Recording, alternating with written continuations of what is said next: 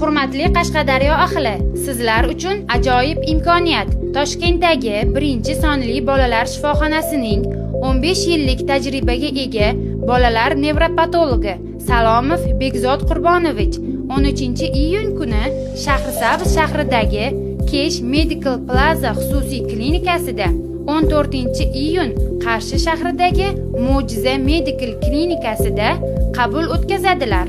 Farzandingizda gapirish kechikishi, aqliy orqada qolish, tungi enurez, sudirga bo'lish, epilepsiya, DTSP, autizm, Down sindromi, bosh og'riqlari, gipertonus, mikro va gidrosefaliya, SVG va boshqa nevrologik muammolar bo'lsa, qabulga yoziling. Eng zamonaviy usullarda Yevropa metodikasi asosida samarali davo muolajalarini o'tkazadilar. Tez quyidagi raqamlarga murojaat qilib qabulga yoziling. Qabul faqat 2 kun, ulgurib qoling.